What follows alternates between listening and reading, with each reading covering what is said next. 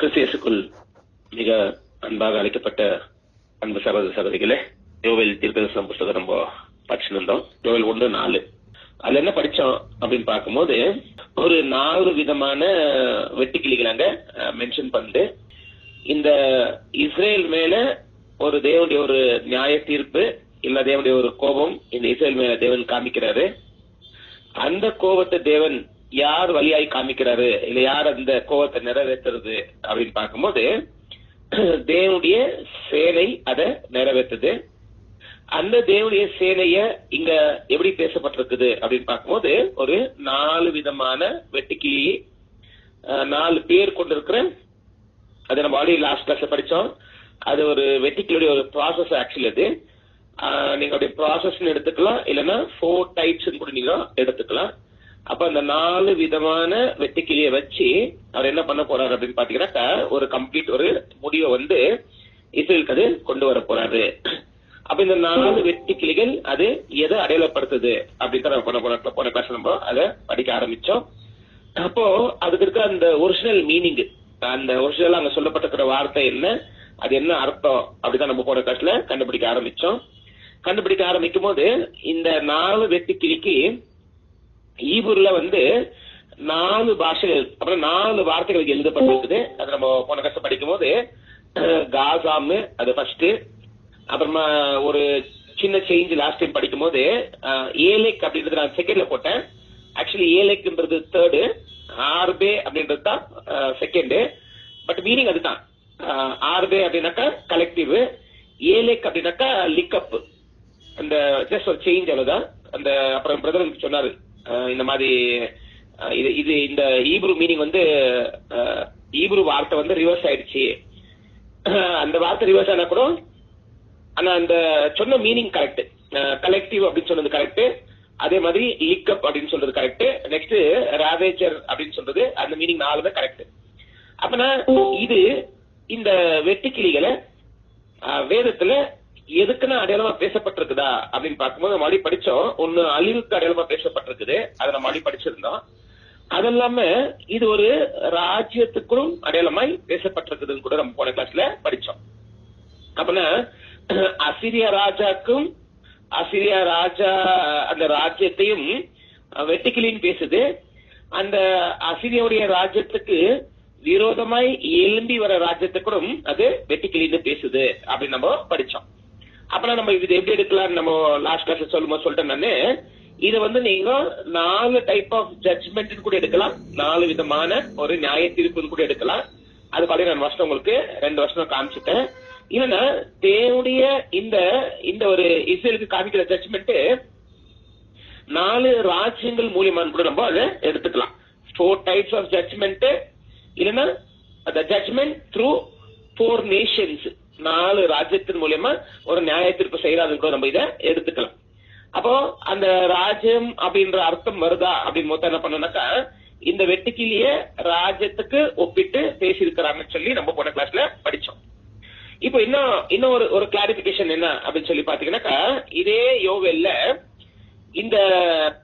இந்த தேவன் கொண்டு வர இந்த ஒரு அழிவு அது வெட்டுக்கிளி மூலியமா வருது. அப்ப அந்த வெட்டுக்கிளி மூலியமா வர இந்த அழிவை தேவன் எப்படி அடையாளப்படுத்துறாரு அப்படின்னு ஒரு விஷயம் நம்ம படிச்சா நம்ம கொஞ்சம் கிளியராவே புரிஞ்சிடும்.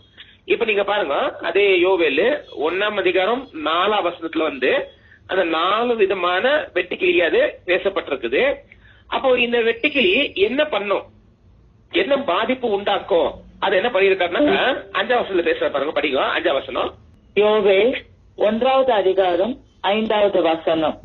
வெளியேறே விழித்து அழுங்கள், திராட்சை ரசம் குடிக்கிற சகல ஜனங்களே, புது திராட்சை ரசத்தின் நிமித்தம் அலறுங்கள், அது உங்கள் வாயை நின்று விளக்கப்பட்டது.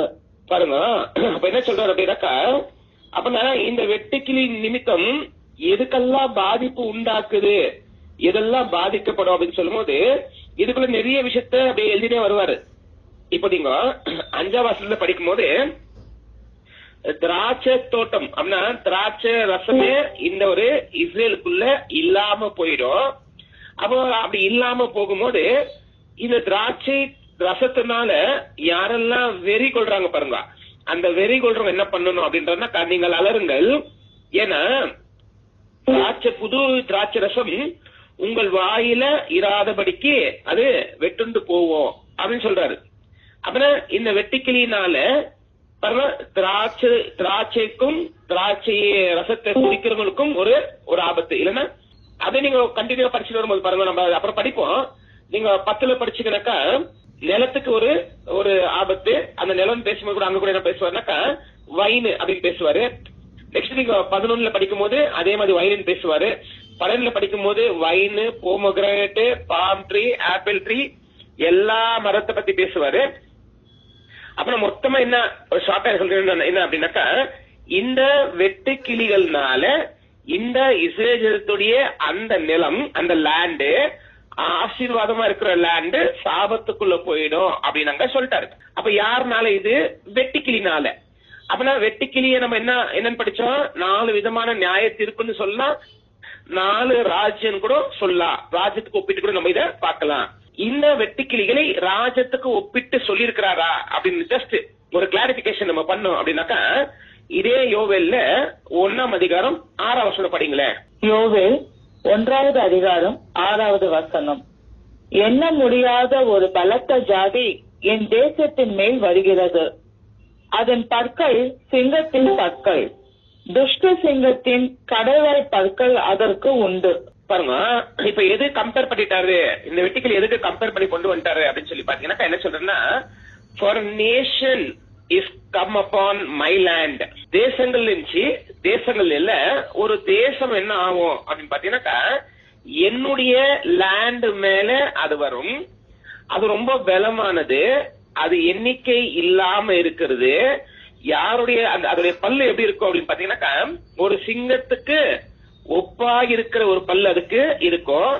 அதோடைய தாடை அது எப்படி இருக்கும் அப்படின்னாக்கா, அதுவும் சிங்கத்துக்கு ஒப்பா இருக்கிற ஒரு தாடை அதுக்கு இருக்கும் அப்படின்னு சொல்லிடுறாரு. இந்த சிங்கம் அதோடைய அந்த ஆகாரத்தை அது ஒரு டைம் ஏம் பண்ணிச்சு அப்படின்னாக்கா அது முற்றிலும் நாசம் பண்ணாமல் அந்த சிங்கம் விடுறது இல்ல.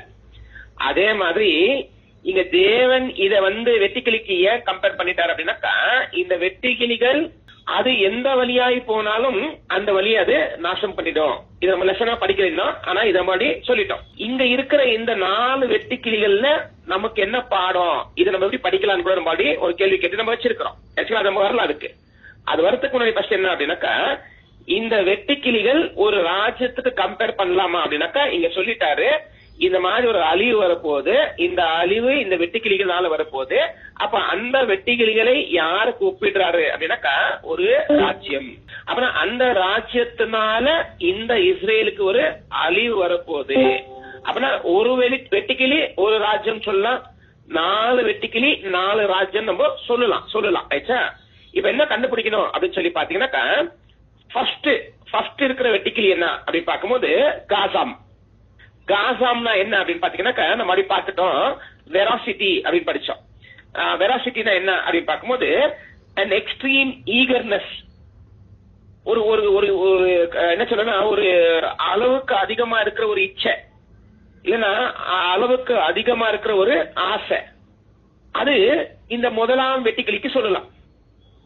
அப்போ இந்த முதலாம் வெட்டுக்கிளி ஒரு ராஜ்யத்துக்கு கம்பேர் பண்ணும்போது, அப்ப நமக்கு இந்த இஸ்ரேலை அப்ப பர்டிகுலரா எருசலேமை எந்த வெட்டுக்கிளி இல்ல எந்த ராஜ்யம் முத நாசம் பண்றதுக்கு ஸ்டார்ட் பண்ணாங்க, இல்ல எந்த ராஜ்யம் இவர்களை நாசம் பண்ணார்கள்.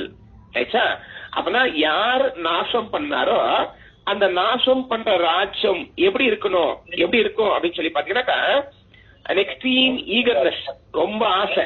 அப்புறம் இதை நம்ம யாருக்கு கம்பேர் பண்ணிக்கலாம் அப்படின்னு பாத்தீங்கன்னாக்கா, அதிக ஆசை உள்ள இஸ்ரேலை நாசம் பண்ண அந்த ராஜ்யம் நமக்கு தெரியும், பாபிலோன் தான் முத இஸ்ரேலை முற்றுகை போட்டு அத ஒரு என்னன்னா மத்த எல்லாரும் முற்றுகை போடுறாங்க தான், மத்த எல்லாருக்குமே இந்த பக்கம் வெற்றி கிடைக்குது, அந்த பக்கம் வெற்றி கிடைக்குது. ஆனா முற்றிலும் இந்த இஸ்ரேலை சாப்பிட்டு மீதி வச்சது யாரு அப்படின்னு பாத்தீங்கன்னாக்கா இந்த பாபிலோன் ராஜ்யத்தான் அதை பண்ணிச்சு. இப்ப நம்ம என்ன கண்டுபிடிக்கணும் அப்படின்னாக்கா, இந்த பாபிலோனுடைய ராஜ்யத்துக்கு இந்த டிசையர், இந்த இச்சை, அதிகமான இச்சை அப்படின்னு நம்ம அதுக்கு ஒரு பேர் கொடுக்கலாமா, இல்ல அதுக்கு உண்மையாவே அந்த ராஜ்யத்துக்கு அந்த ஒரு பேர் கொடுக்கப்படுற மாதிரி இருக்குதா அப்படின்னு சொல்லி பார்க்கும்போது, அதுக்கு இந்த பாபிலோன் பத்தி நிறைய தீர்க்கதரிசனம் என்ன இருக்குதுன்னாக்கா எழுதப்பட்டிருக்குது. பாபிலோன் வர காலத்துக்கு முன்னாடி எரேமியா நிறைய பாபிலோன் பத்தி எழுதுறாரு, நிறைய விஷயங்களை பாபிலோன் பத்தி அவர் எழுதுறாரு. ஆனா எரேமியா பாபிலோன் பத்தி எழுதுறதுக்கு முன்னாடியே பாபிலோன் பத்தி எந்த தீர்க்கதரிசி அதிகமா எழுதியிருக்கிறாரு அப்படின்னு சொல்லி பாத்தீங்கன்னாக்கா ஏசாயா ரொம்ப அதிகமா என்ன பண்றாருன்னா இந்த பாபிலோன் ராஜ்யத்தை பத்தி அவர் எழுதுறாரு. அப்போ அவரு பாபிலோன் ராஜ்யத்தை பத்தி எழுதும் போது அவர் எப்படி எழுதுறாருன்னு பாருங்க. அந்த எழுதுற அந்த வார்த்தையை நம்ம அண்டர்ஸ்டாண்ட் பண்ணும் போது இந்த பாயிண்ட், அந்த அதிக ஆசை இல்லைன்னா ரொம்ப அதிகமா இருக்கிற ஒரு ஈர்ப்பு இல்ல வாஞ்ச அப்படின்னு சொல்லலாம். ஈகர்னஸ் அப்படின்றது அந்த ஜீலின் கூட எடுத்துக்கலாம். ஆனா ஜீல் இன் ராங் வே, அது ஒரு ஜீல் தான், ஆனா என்ன ராங் வே, புரியுதுல? அப்படி நம்ம எடுத்துக்கலாம் அதை. அப்ப ஃபர்ஸ்ட் இந்த பாபிலோனுக்கு அந்த மாதிரி ஒரு ஆசை இருக்குதா, அதிகமான ஆசை இருக்குதா அப்படின்னு பாருங்க. வசனம் வாசிக்கலாம். ஏசாயா 47 அதிகாரம் 1 வசனம். ஏசாயா 47 அதிகாரம் 1 வசனம். பாபிலோன் குமாரத்தியாகிய கன்னிகையே, நீ இறங்கி மண்ணிலே உட்காரு. கல்தேரின் குமாரத்தியே, தரையிலே உட்காரு. உனக்கு சிங்காசனம் இல்லை, நீ செருக்குக்காரியும் சுக செல்வியும் என்று இனி அழைக்கப்படுவதில்லை. பாருங்க என்ன சொல்லிட்டாரு அப்படின்னு சொல்லி பாத்தீங்கன்னா எழுதும்போது பாருங்க, பாபிலோன் குமாரத்தியே இல்லன்னா பாபிலோனே நீ என்ன பண்ணு அப்படின்னு பாத்தீங்கன்னாக்கா நீ தரையில உட்காரு. அந்த வார்த்தை எழுதும்போது எப்படி எழுதுற அப்படின்னு பாத்தீங்கன்னாக்கா கம் டவுன் அண்ட் சிட் அப்படின்றாரு. இந்த பாபிலோன்னு தன்னை எங்க வைத்திருக்குது, எந்த இடத்துல தன்னை அது வைத்திருக்குது அப்படின்னு சொல்லி பாத்தீங்கன்னாக்கா ரொம்ப உயர்வு, ஒரு ரொம்ப உயர்வான இடத்துல தன்னை அது ஸ்தாபிச்சிருக்குது. தன்னவே அது அப்படி நினைக்குது. அப்பனா தன்னவே அப்படி நினைக்கிற அந்த பாபிலோனுக்கு தேவன் சொல்றாரு, பாபிலோனே நீ யூ கம் டவுன், நீ கீழே வந்து நீ மண்ணுல உக்காரு. பாபிலோன் குமாரத்தியே, ஒரு கன்னிகையா இருக்கிற பாபிலோன் குமாரத்தியே நீ என்ன பண்ணு, நீ கீழே உக்காரு, மறுபடியும் கீழே உக்காரு. உனக்கு இனி சிங்காசனம் இல்ல, கல்தேருடைய குமாரத்தி என்று நீ இனி அழைக்கப்படுறதும் இல்ல. ரொம்ப டெண்டர் அண்ட் டெலிகேட் அப்படி கூட எடுத்துக்கலாம். ஃபிகரேட்டிவ்ல வந்து வீக் எடுத்துக்கலாம், இல்லன்னா சாஃப்ட் ஹார்ட் அப்படி எடுத்துக்கலாம். அப்பனா இனி என்ன சொல்ல மாட்டாங்க, இந்த பாபிலோனை பார்த்து என்ன சொல்ல மாட்டாங்க அப்படின்னு பாத்தீங்கன்னாக்கா டெண்டர் அண்ட் டெலிகேட் அப்படின்னு சொல்ல மாட்டாங்களா. டெலிகேட்னா என்ன அப்படின்னு பாத்தீங்கன்னாக்கா லக்ஸூரியஸ். அந்த வார்த்தைக்கு மீனிங் வந்து லக்ஸூரியஸ். அப்புறம் இனி இஸ்ரேல் இது பாபிலோன் யாரு இல்ல, அது இனி டெண்டரு டெலிகேட் இல்ல. அப்புறம் யாரா இருந்தாங்க அப்படின்னு சொல்லி பாத்தீங்கன்னாக்கா அவங்க டெண்டராவும் டெலிகேட்டாவும் அப்படின்னு பார்க்கும்போது லக்ஸூரியஸ், நிறைய ஆஸ்தினால நிறைய சொத்துனால ரொம்ப மேல உயர்த்தப்பட்ட ஒரு ராஜ்யம். எந்த ராஜ்யம் அப்படின்னு பார்க்கும்போது இந்த ஒரு பாபிலோன் ராஜ்யம் தான். அதுக்குதான் தேவன் அந்த பாபிலோன் பத்தி தானியலுக்கு தரிசனம் காமிக்கும் போது அந்த தரிசனத்துல பாபிலோனை எப்படி காமிக்கிறாரு அப்படின்னு சொல்லி பாத்தீங்கன்னாக்கா ஒரு பொன் சிலை. அடுத்தது வெள்ளிக்கிழமை சொல்லுவாரு, உனக்குன்னா தரம் கெட்டு, உனக்குன்னா குறை உள்ளது. அப்பனா அடுத்து வர ராஜ்யங்கள் எல்லாமே இதுக்குன்னா குறையானது தான். அப்பனா இது குறையாகாம இவ்வளவு மேல போகணும் அப்படின்னாக்கா எப்படி போக அதால முடியும் அப்படின்னு பார்க்கும்போது நமக்கு எல்லாருக்கும் தெரியும், இந்த பாபிலோன் எங்க ஃபர்ஸ்ட் அது காமிக்குது, எங்க அந்த ராஜ்யம் நமக்கு தெரியுது அப்படின்னு பாத்தீங்கன்னாக்கா எசேக்கியா ராஜா அவருடைய எல்லா அந்த ஒரு எக்ஸிபிஷன் வைக்கிறாரு பாருங்க.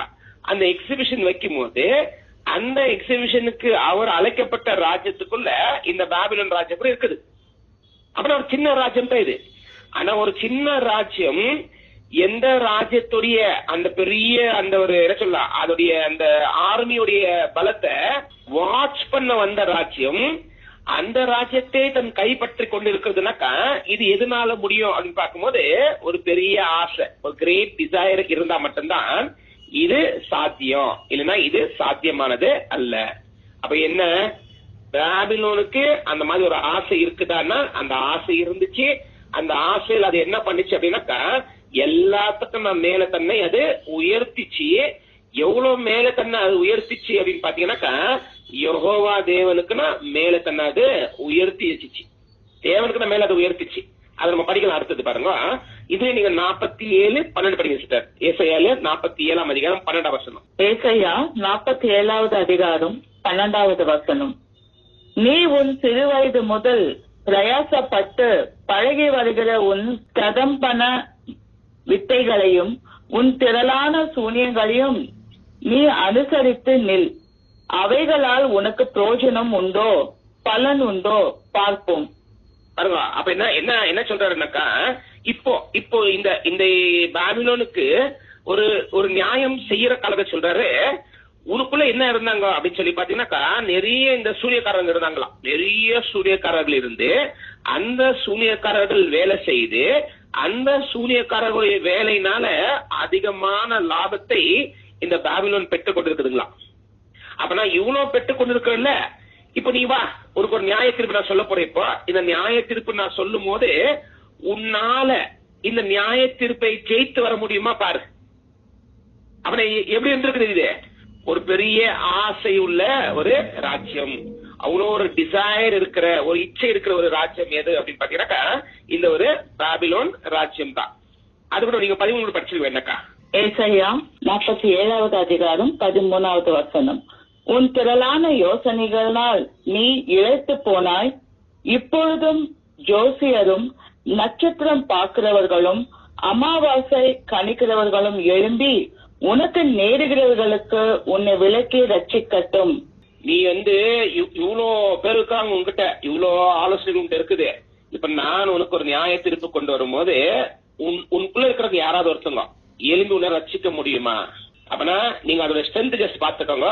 இந்த பாபிலோன் ராஜ்யம் எவ்வளவு உயர்ந்த ராஜ்யமாய், எவ்வளவு இச்சை அதிகமா உள்ள ஒரு ராஜ்யமா இருக்குதுன்னு நமக்கு கிளியராவே கண்டுபிடிக்க முடியும்.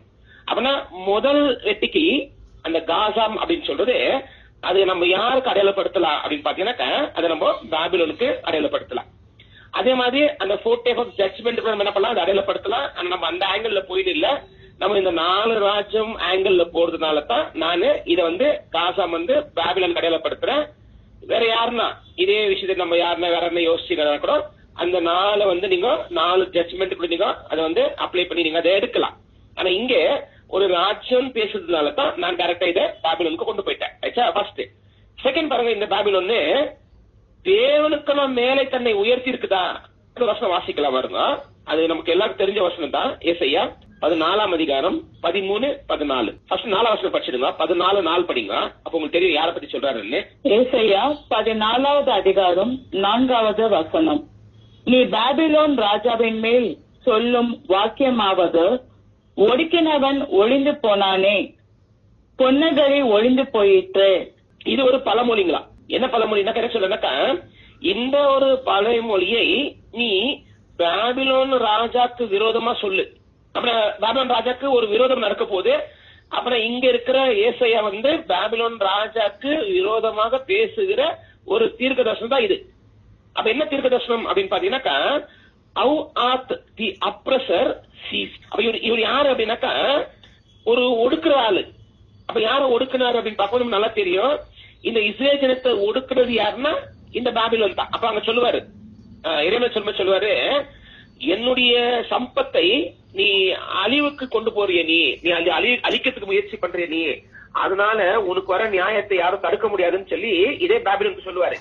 அப்பனா இஸ்ரேல் ஜனத்தை ஒடுக்குன ஒரு ராஜ்யம் யாரு அப்படின்னாக்கா இந்த பாபிலோன் ராஜ்யம். இப்ப என்ன கேக்குறாருனாக்கா, அந்த ஒடுக்குனவன் என்ன ஆயிட்டான் அப்படின்னாக்கா அவனுக்கு ஒரு முடிவு வந்துச்சு.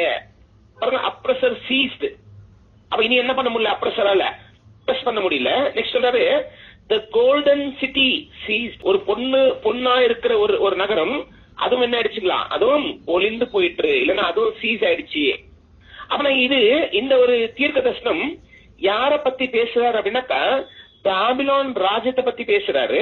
அப்ப பாபிலோன் ராஜ்யம் தன்னுடைய ஆசை எவ்வளவு தூரம் அதோடைய ஆசை இருக்குது அப்படின்னு சொல்லி பாத்தீங்கன்னாக்கா பரவாயில்ல. அதுல நீங்க 13, 14 படிங்க. இப்போ ஏசாயா 14வது அதிகாரம் 13வது வசனம்.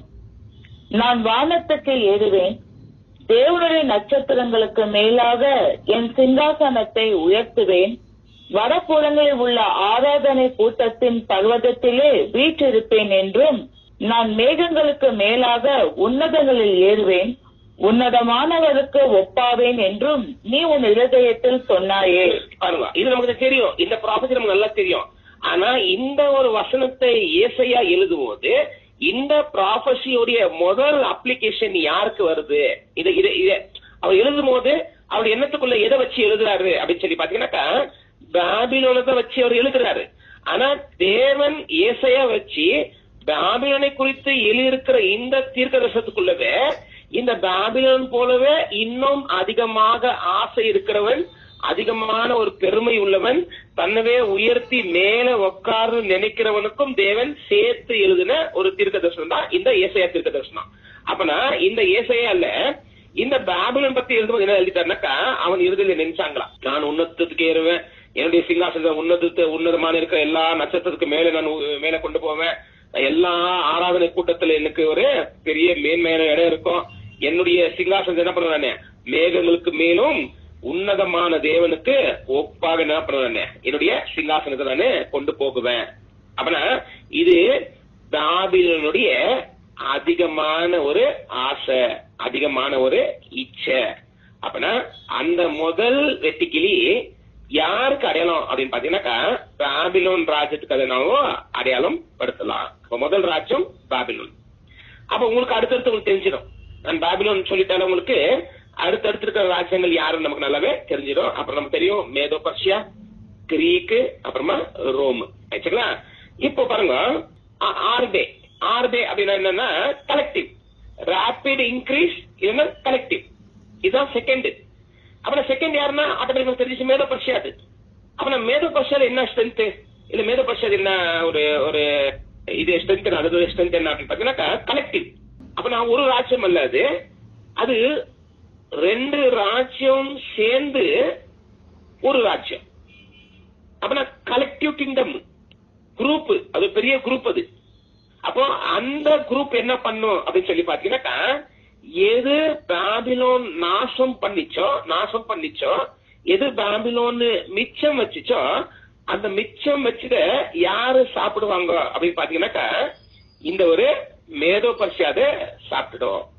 அப்ப நீங்க மேதோ பர்ஷியா பத்தி நீங்க எடுக்கும்போது என்ன பாத்தீங்கன்னாக்கா, இன்க்ரீஸ், ராபிட் இன்க்ரீஸ். அப்ப நீங்க ராபிட் இன்க்ரீஸ் அப்படின்னு சொல்லி பார்க்கும்போது இந்த மேதோ பர்ஷியா கிங்டம், இது இந்த என்ன சொல்லலாம், இந்த ராபிட் இன்க்ரீஸ் சொன்னாங்க தெரியுங்களா, இந்த ராபிட் இன்க்ரீஸ் சொல்லி இருக்கிற மாதிரி இந்த ராஜ்யம் இன்க்ரீஸ் ஆயிருக்குதா, அப்படியே ரொம்ப பெருசா அது பரவி இருக்குதா அப்படின்னு சொல்லி பாத்தீங்கன்னாக்கா, பாபிலோன் கிங்டம் பத்தி கூட எழுதப்பட்டிருக்குது, மேதோ பர்ஷியா கிங்டம் பத்தி கூட எழுதப்பட்டிருக்குது. ஆனா மேதோ பர்ஷியா கிங்டம் பத்தி எழுதும்போது மட்டும் அந்த பர்டிகுலரா இந்த மேதோ பர்ஷியா எவ்வளவு ராஜ்யங்களை தன் வசப்படுத்தி இருக்குது, இல்லைன்னா எவ்வளவு ராஜ்யங்கள் அதோடைய கையோடைய கண்ட்ரோல்ல இருக்குதுன்னு வெறும் மேதோ பர்ஷியாக்கு தான் எழுதுது பைபிள்ல. உங்களுக்கு பாபிலோன் எவ்வளவு ராஜ்யங்களை ஆளுகை செய்தாங்கன்னு எவிடன்ஸ் இல்ல, ஸ்கிரிப்சரல் ப்ரூஃப் இல்ல. ஆனா யூனிவர்சல் கிங்டம் அப்படி நம்ம ஏத்துக்கிறோம். அதே மாதிரி மேதோ பர்ஷியான்னு சொல்லும்போது கூட யூனிவர்சல் கிங்டம் தான். ஆனா அது எவ்வளவு ராஜ்யங்களை ஆளுகை பண்ணி இருக்குதுன்னு ஒரு நம்பர் என்ன பண்ணுது, அதுக்கு எழுதப்படுது. அப்பனா நம்பர் எழுதப்படும் போது நினைச்சுக்கணும், அதோடைய அந்த என்ன சொல்லலாம், அந்த வெட்டிகளுடைய ஒரு இது என்ன, ராபிட் இன்க்ரீஸ், கலெக்டிவ். அப்ப பாருங்க, இங்க ராபிடா இன்க்ரீஸ் ஆனாங்களா அப்படின்னு பாத்தீங்கன்னா பாருங்க, வசனம் வாசிக்கலாம். எஸ்தர் 1 அதிகாரம் 1 வசனம். எஸ்தர் 1 அதிகாரம் 1 வசனம். இந்து தேசம் முதல் எத்தியோப்பியா தேசம் வரைக்கும் உள்ள 127 நாடுகளையும் அரசாண்ட அகஸ்வேருவின் நாட்களிலே சம்பவித்ததாவது. ஜஸ்ட் யோசிச்சு பாருங்க, 127 ராஜ்யங்கள் என்ன பண்ணிருக்காங்க. இந்த மேதோ பர்ஷியா ராஜாவா இருக்கிற, நீங்க பர்ஷியா அப்படி எடுத்துக்கலாம். ஆனா மேதோ பர்ஷியா இந்த ராஜ்யம் என்ன பண்ணிருக்குது, அவ்வளோ பேரை இவர்கள் ஆளுகை செய்து இருக்கிறாங்க. அவ்வளவு பேரை தன்னுடைய கை கண்ட்ரோல் வச்சிருந்து இருக்கிறாங்க. ஆயிடுச்சுங்களா? இன்னொரு பாருங்க, இவங்களுடைய ஒரு என்ன சொல்லலாம், இவங்களுடைய ஒரு ஸ்ட்ரைக் எப்படின்னாக்கா, இவங்க எப்படி ஏம் பண்ணுவாங்க அப்படின்னு சொல்லி பாத்தீங்கன்னாக்கா, இந்த ஏம் பண்ற ஒரு ப்ராஃபஸி நமக்கு நல்லா தெரியும். எப்படின்னா, இப்ப தேவன் பாபிலோனுக்கு விரோதமாக ஒரு தீர்க்கதரிசனம் சொன்னாரு. அந்த தீர்க்கதரிசனத்துல இந்த பாபிலோன் எப்படி ஒரு அழிவுக்குள்ள போகும், இந்த பாபிலோன் எப்படி தாக்கு பிடிக்க முடியாதுன்னு ஒரு விஷயம் சொல்றாரு. இந்த பாபிலோனுடைய ஒரு எண்டுக்கு காரணம் வந்து தேவன் கொடுத்த ஒரு அட்வைஸ். அந்த அட்வைஸ்னால இந்த பாபிலோன் எண்ட் ஆயிடுது. 137ஆம் சங்கீதத்துல அது எழுதப்பட்டிருக்குது. பாபிலோனுடைய தலைமுறை அப்படின்னா பாபிலோனுடைய பிள்ளைகளை யாரு கல்லின் மேல அடித்து கல்லின் மேல மோதுறார்களோ அவர் பாக்கியவான் அப்படின்னு சொன்னார் இல்லீங்களா? அப்பனா தேவன் இந்த வசனத்தை சங்கீதக்காரர் மூலியமா சொல்லும் போது கண்டிப்பா இந்த வசனம் நிறைவேறணுமா நிறைவேறக்கூடாதா? கண்டிப்பா இது நிறைவேறும். அப்பனா இந்த ப்ராபசி நிறைவேறும். இல்லைன்னா இந்த மாதிரி ஒரு ப்ராபசி யார் நிறைவேற்றுவாங்கன்னு எங்கன்னா எழுதப்பட்டிருக்குதா? இந்த ப்ராபசி யார் நிறைவேற்றுவாங்க என்ன எழுதப்பட்டிருக்குதா? அது எழுதப்பட்டிருக்குது. அப்புறம் இந்த ப்ராபசியை யார் நிறைவேற்றுவாங்க பாருங்க. அப்ப நமக்கு தெரிஞ்சிடும் அந்த ராஜ்யம் எதுன்னு தெரிஞ்சிடும்.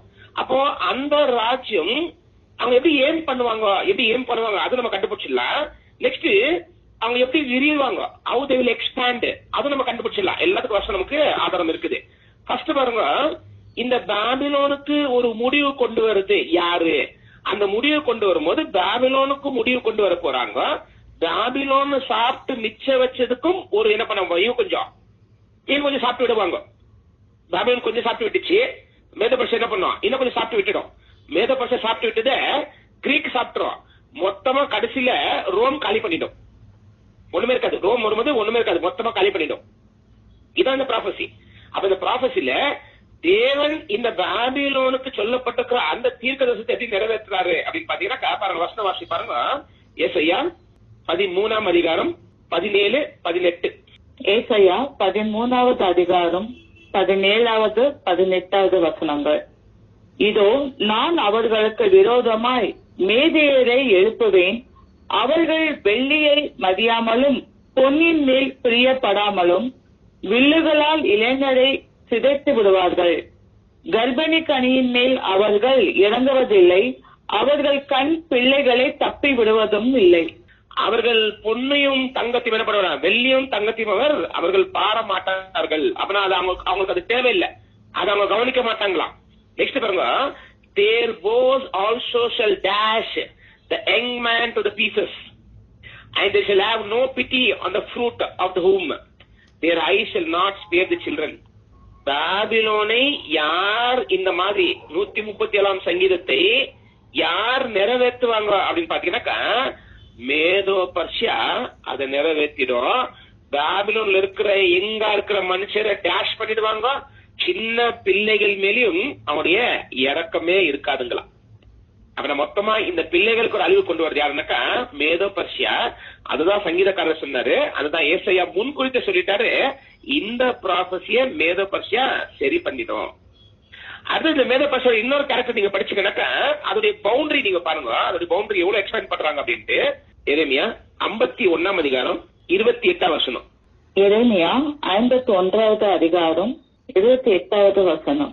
மேதியா தேசத்தின் ராஜாக்களும் அதன் தலைவரும் அதன் சகல அதிகாரிகளும் அவரவருடைய ராஜ்யபாதத்துக்கு கீழான சகல தேசத்தாருமாகிய ஜாதிகளை அதற்கு விரோதமாக ஆயத்தப்படுத்துங்கள். இது வந்து அவங்களுக்கு அகேன்ஸ்டா இருக்க ஒரு prophecy. Consecrate the nations against her, the kings of Medes, their governors, their perfect and every land under their domination. இந்த டாமினேஷன் எவ்வளவு தூரம் போகுது அப்படின்னு பாத்தீங்கன்னாக்கா இந்த ஒரு மேதோ பர்ஷியா எவ்வளவு தூரம் அவங்க எக்ஸ்பேண்ட் பண்ணிருக்காங்க அப்படின்னு சொல்லி பாத்தீங்கன்னாக்கா நெக்ஸ்ட் நீங்க படிச்சா தெரியும் உங்களுக்கு. எங்க ஸ்டார்ட் பண்ணி அவங்க எவ்வளவு தூரம் போறாங்க அப்படின்னு பாத்தீங்கன்னாக்கா பாபிலோனை ஃபுல்லா கவர் பண்ணிடுறாங்க. அவ்வளவு எக்ஸ்பேண்ட் பண்றாங்க லேண்ட், அவங்க லேண்ட். அப்ப என்ன இதுதான் ராபிட் இன்க்ரீஸ். யாரு மேதோ பர்ஷியா கலெக்டிவா என்ன பண்றாங்க, அவங்களுடைய ஒரு ராஜபாரத்தை கலெக்டிவா இன்க்ரீஸ் பண்ற ஒரு என்ன சொல்ல வெட்டிக்கலி யாரு அப்படின்னு பாத்தீங்கன்னாக்கா இந்த ஒரு மேதோ பர்ஷியா தான் கலெக்டிவா இந்த ஒரு விஷயத்த செய்யுது. அப்புறம் உங்களுக்கு தெரியும் நமக்கு தேர்ட் கிங்டம் யாரு அப்படின்னு பார்க்கும்போது அது வந்து கிரீக். பாருங்க, இந்த கிரீக் நம்ம படிக்கிறதுக்கு முன்னாடி ஒரு வசனம் வாசிக்கலாம் பாருங்க. இதே எரேமியால 51ஆம் அதிகாரம் 11ஆம் வசனம். 51, 11வது வசனம். அம்புகளை துலக்குங்கள், கேடகங்களை நன்றாய் செப்பனிடுங்கள். கர்த்தர் மேதியருடைய ராஜாக்களின் ஆவியை எழுப்பினார். பாபிலோனை அழிக்க வேண்டும் என்பதே அவருடைய நினைவு. இது கர்த்தர் வாங்கும் பழி. இது நமது ஆலயத்துக்காக அவர் வாங்கும் பழி. பாருங்க, இது படிச்சுக்கலாம். ஜஸ்ட் மைண்ட்ல வச்சுக்கணும்.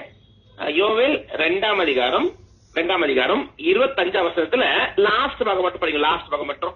நான் உங்களிடத்தில் அனுப்பின என் பெரிய சேனையாகிய வெட்டுக்கிளிகளும் பச்சை கிளிகளும். பாருங்க, அப்பனா இது தேவனுடைய பெரிய சேனை. அப்பனா இந்த ஒரு அழிவு யார் கொண்டு வருது, இல்ல யார் இந்த அழிவை செயல்படுத்துறது அப்படின்னு பாத்தீங்கன்னாக்கா பிதாவா தேவன் தான் இந்த அழிவை செயல்படுத்துறாரு. அப்பனா இந்த அழிவுக்கு தேவன் யூஸ் பண்ற ஒரு சேனை அது அவருடைய சேனை. இப்போ தேவன் யூஸ் பண்ற அவருடைய சேனை அப்படின்னு சொல்லும் போது இப்ப இந்த சேனையத்தான் நீங்க இங்க எரேமியா என்ன சொல்லிட்டாரு அப்படின்னு பாத்தீங்கன்னாக்கா, நானு மேதருடைய ராஜாவுடைய ஆவியை நான் எழும்ப செய்வேன். அவர்கள் பாபிலோனுக்கு விரோதமாக என்ன பண்ணுவாங்க, ஒரு பிளான் பண்ணுவாங்களா, பண்ணிட்டு அந்த பாபிலோன் அவர்கள் நாசம் பண்ணுவார்கள். இதுவே தேவன் பாபிலோன் மேல கொண்டிருக்கிற ஒரு கோபம், இல்ல ஒரு என்ன சொல்லலாம், ஒரு நியாய தீர்ப்பு, இல்ல ஒரு பழி வாங்குதல். அப்புறம் தேவன் பாபிலோன பழி வாங்கணும். எதுக்கு பழி வாங்குறாரு அப்படின்னாக்கா, தேவனுடைய ஆலயத்தின் நிமித்தம் பாபிலோன் அவர் பழி வாங்குறாரு.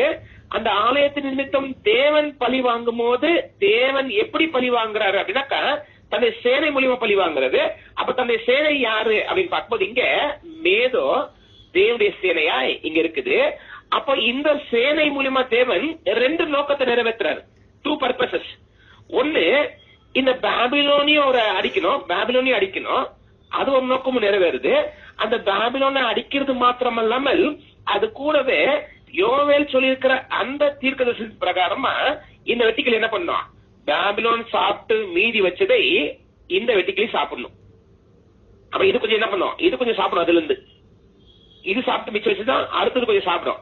கடைசியா மொத்தமா முடிச்சிடும். அப்ப நமக்கு மேதோ பர்ஷியா கூட இந்த பாபிலோனுக்கு விரோதமாகவும் எழும்பி இருக்குது, இஸ்ரேல் ஜனத்துக்கு விரோதமா கூட அது இருந்திருக்குது. அப்பதான் நமக்கு படிக்கும் போது நமக்கு நல்லா தெரியும், இந்த ஒரு ஆலயம் கட்டப்படுறதுக்கு ஒரு முக்கியமான காரணம் எந்த ராஜ்யம் அப்படின்னு பாத்தீங்கன்னாக்கா அது மேதோ பர்ஷியா கிங்டம் தான் முக்கியமான காரணம். ஆனா அதே ஜனத்தை இன்னும் கொஞ்சம் சாப்பிட்டு விட்டது யாரு அப்படின்னு பாத்தீங்கன்னாக்கா அதுவும் இதே மேதோ பர்ஷியா தான். மீதி இருக்கிறது அது கொஞ்சம் சாப்பிட்டு விட்டு இருக்குது. அப்பனா அடுத்த ராஜ்யம் எது அப்படின்னு பாத்தீங்கன்னாக்கா அது மேதோ பர்ஷியா ராஜ்யம். அதுதான் அந்த என்ன ஆர்பேக் ராபிட் இன்க்ரீஸ் இல்லைன்னா கலெக்டிவ். அது என்ன பண்ணிடும் நம்ம பார்த்திருக்கிறோம், சங்கீதம் நம்ம படிக்கும் பார்த்திருக்கிறோம். அது டோட்டலா கன்சியூம் பண்ணிடுமா, அது அவ்வளோ இன்க்ரீஸ் ஆகுமா. அப்போ அது செகண்ட் ராஜ்யம் எது இஸ்ரேலை நாசம் பண்ணது. இது செகண்ட். தேர்ட் நமக்கு எல்லாம் தெரியும் கிரீக். அப்ப நம்ம என்ன பண்ணலாம் அப்படின்னாக்க, நம்ம கிரீக் பத்தி இப்ப படிக்கல, நம்ம கிரீக் பத்தி கிரீக்கு ரோம் இது ரெண்டுமே நம்ம அடுத்த கிளாஸ்ல படிக்கலாம். அப்ப நம்ம அடுத்த கிளாஸ்ல படிக்கும் போது என்ன கன்ஃபார்ம் ஆயிடும் அப்படின்னு சொல்லி பாத்தீங்கன்னாக்கா, ரோம் ராஜ்யம் அப்படின்னா 4வது வெட்டிக்கிளினால மொத்த இஸ்ரேலும் எது மிச்சம் இல்ல, மொத்தமா நாசம் பண்ணப்பட்டது இந்த பாபிலோனால, சாரி ரோமால அப்படின்றது நம்ம படிச்சு வருஷத்துடைய ஆர்டர் வச்சு கண்டுபிடிச்சு அதை நம்ம படிக்கும்போது நமக்கு தெளிவாயிடும். இந்த 4வது வெட்டுக்கிளி ரோம் அப்படின்றது ஒரு கிளாரிட்டி நமக்கு கிடைச்சிடும். ஏன்னாக்கா இஸ்ரேலை பத்தி பேசுறாரு, இஸ்ரேலுடைய அழிவு பத்தி பேசுறாரு. அப்ப இஸ்ரேலுடைய அழிவு மொத்தமா முடிக்கிறது யாருன்னாக்கா இந்த ரோம் ராஜ்யத்தான் மொத்தமா முடிக்குது. அப்ப ரோம் ராஜ்யம் மொத்தமா முடிக்கிறதுனால கண்டிப்பா இந்த 4 விதமான ராஜாக்கு ஒப்பிட்டு தான் யோவேல் பேசியிருக்கிறாரு. அதுக்கு 6ஆம் வசனம் ஒரு பெரிய ஆதாரமா இருக்குது. ஆச்சா, இப்படி நம்ம படிச்சதுக்கு அப்புறமா இதை இப்படி அப்ளை பண்ணி படிக்கலாம். ஒரு தேவனுடைய ஜனம் ஒரு நியாய தீர்ப்புக்குள்ள இல்லைன்னா தேவனுடைய ஒரு கோபத்தை அடையணும், ஒரு கோபத்தை அடையிற நிலைமைக்கு அவர் வரணும் அப்படின்னு பாத்தீங்கன்னாக்கா, நம்ம இங்க பார்த்தோம் ஒவ்வொரு விஷயம் ஏன் வருது அப்படின்னாக்கா ஒவ்வொரு நெகட்டிவ். அப்பனா அந்த நெகட்டிவ தேவன் இந்த மாதிரி வாதைகளை அனுப்பும் போது இல்ல இந்த மாதிரி ஒரு ராஜ்யத்தை அனுப்பும் போது அது அவங்களுக்கு கரெக்ஷன். அப்ப நாங்க கரெக்ஷன் பண்ணிக்கிறாங்களா அப்படின்னு பாத்தீங்கன்னாக்கா, கரெக்ஷன் பண்ணல அப்படின்னாக்கா அடுத்தது வரும், அடுத்ததுக்குள்ள கரெக்ஷன் பண்ணல அப்படின்னாக்கா அடுத்தது வரும், அடுத்ததுக்குள்ளயும் கரெக்ஷன் பண்ணல அப்படின்னாக்கா கடைசியில ஒரு கம்ப்ளீட்டான ஒரு டிஸ்ட்ரக்ஷன் வந்துடும். அப்பனா இங்க சொல்லப்பட்டிருக்கிற இந்த 4 வெட்டுக்கிளியோடைய அந்த அடையாளம், அதோடைய அர்த்தம் இருக்கு பாத்தீங்களா, அர்த்தம் படிச்சு தெரியுங்களா, அந்த அர்த்தம் ஒரு தேவ ஜனத்துக்கு அது எப்படி அப்ளை பண்ணலாம், அப்ப எப்படி அப்ளை பண்ணலாம் அப்படின் போது ஃபர்ஸ்ட் நான் ஜஸ்ட் சிம்பிளா சொல்லிடுறேன் பாருங்க. ஃபர்ஸ்ட் ஒரு தேவ ஜனத்துக்குள்ள என்ன வரும், என்ன எதுல ஒரு வீழ்ச்சி ஆரம்பிக்கும் அப்படின்னு பாத்தீங்கன்னாக்கா ஈகர்னஸ், ஆசை. ஃபர்ஸ்ட் அதுதான் ஸ்டார்ட் ஆகும். அந்த ஆசை நெக்ஸ்ட் பாத்தீங்கன்னாக்கா ரேபிட் இன்க்ரீஸ், அது ரொம்ப அதிகமா என்ன ஆசை ரொம்ப அதிகமா செகண்ட் லெவல்ல போயிடும்.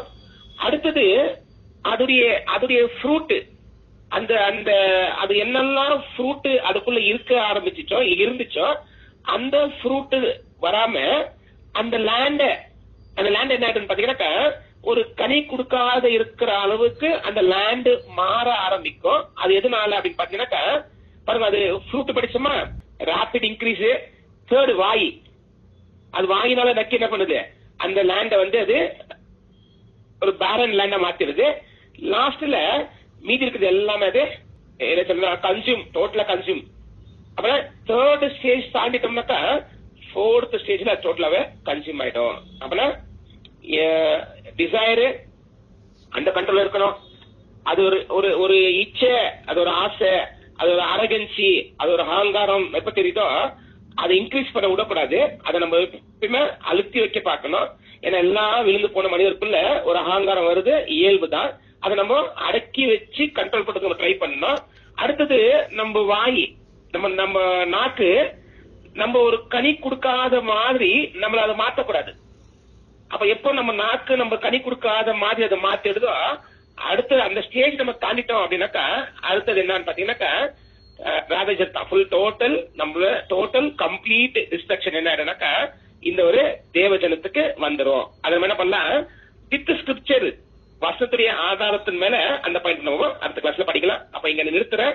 அப்ப நெக்ஸ்ட் கிளாஸ் ஸ்டார்ட் பண்ணும்போது இன்னும் 2 வெட்டுக்கிளிகள், அந்த வெட்டுக்கிளுடைய அர்த்தம், அந்த ராஜ்யம் அது மேட்ச் ஆகுதா, அது அடுத்த கிளாஸ் நம்ம படிக்கலாம். இங்க ஸ்டாப் பண்றேன்.